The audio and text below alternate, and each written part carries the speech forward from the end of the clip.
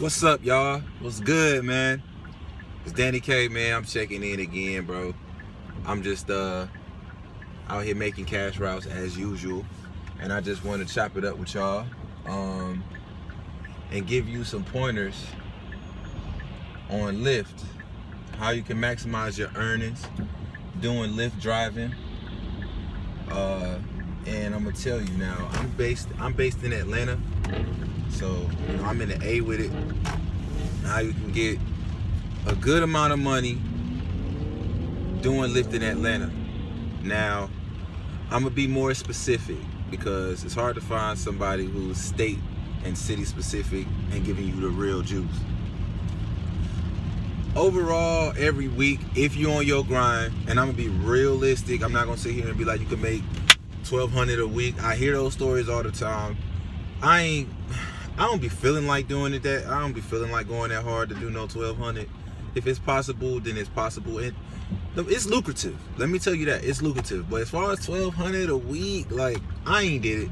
So I'm not going to sit here and tell you can do it. But I can tell you what I do.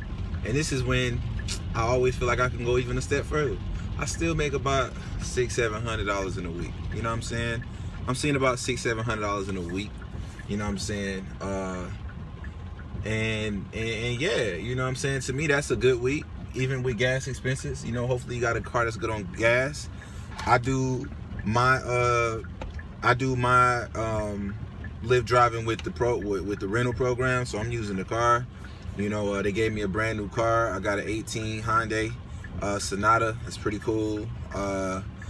I'm actually due for an oil change, so I gotta go and get that done soon. But long story short, it's more beneficial that way because you got to think about it. If you're using your own car, the reason why I'm going to say I'd rather you use the rental is because when you're using your own car, you're paying for oil changes, you're paying for preventative maintenance, you're paying for all preventative maintenance, air filters, tire rotations, you name it. Anything that is in the line of preventative maintenance, you are paying for it.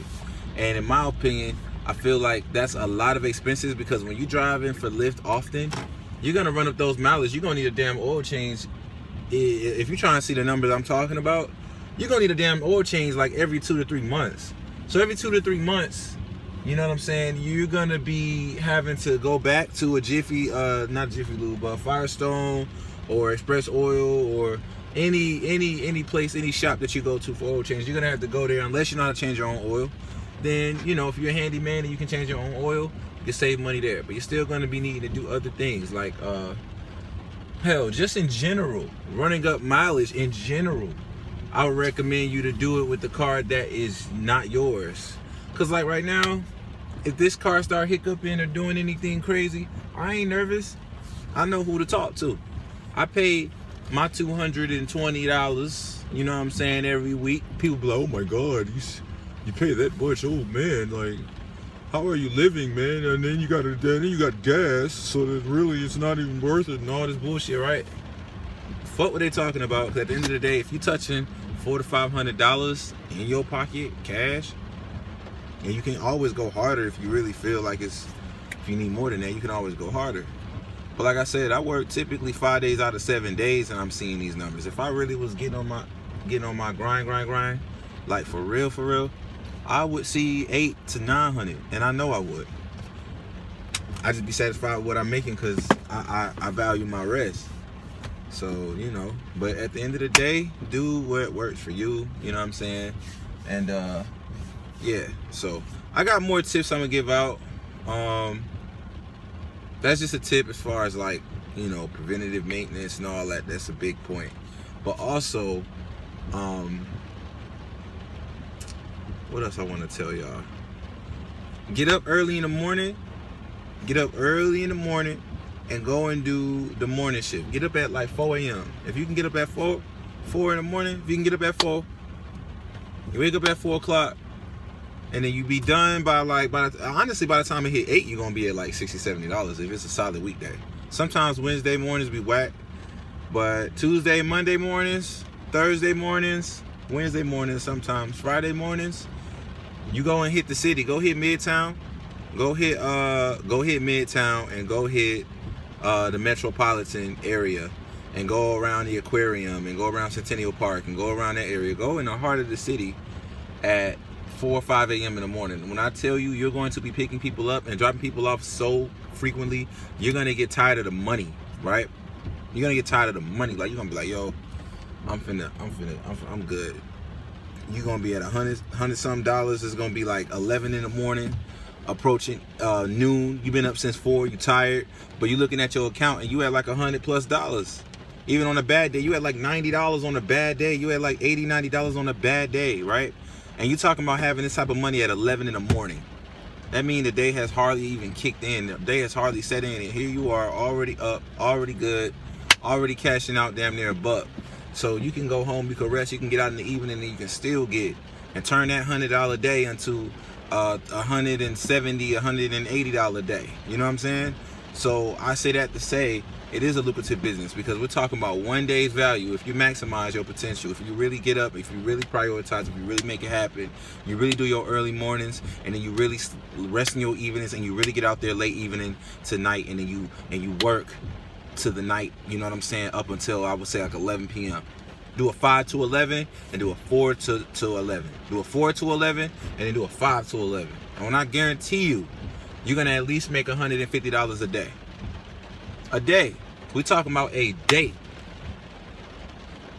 You know what I'm saying? So, you know, that's why I say, yeah, you can see that type of money, because, okay, you made $150 and you put 20 in your tank. So what? You put $25 in your tank for the day. $30 in your tank for the day. That means you have $120 a day. So even with gas expenses, miss me with all that BS, okay? Because at the end of the day, like I said, now this is where the preventative maintenance and all of that not being a concern comes in handy. Because of course, yes, those people have a point when they say it's not worth it if you do it with your own car. Because when your car is breaking down, you gotta keep it up. You gotta go fix a headlight. You gotta go fix a brake light. You gotta get some new brakes. You gotta get a tire rotation. You gotta get an oil change. You gotta do the preventative maintenance. You need to change your air filter so that your gas can go longer. You gotta do all of that stuff. So that on top of gas expenses, on top of, now you got a lot of expenses, because you got automobile expenses. You gotta pay your insurance every month. You gotta pay that car note. So when you think about all of that, you're really gonna be breaking even or hustling backwards without the rental program. So don't get distracted by, oh, the rental costs $200. Yeah, you're paying $200, lacking insurance fees every month, lacking oil changes every 2 months, lacking tire rotations, lacking everything else that I just listed. It's beneficial to just pay $200 a week, because not only this is another thing. I want to really give y'all the right psyche and the right way of, like, the right perspective, right? Somebody outside looking in gonna say a lot of things. Well, I'm in this thing, and I'm telling y'all, it's lucrative for me with the 200 feet. Why? Because I don't look at it like I'm paying $200. I'm riding myself to $200. I'm doing $200 worth of rides. You get what I'm saying? So I got other sources that I might get some money from, right? That money is not coming into this rental. The physical money I touch and go labor and go earn is not coming into this rental. It's not. I'm literally, how the app is set up, you accumulate the rental money. You accumulate the rental money. You get what I'm saying? And then you can pay it off. And then you can go ahead and you can stack up your money over the top, right?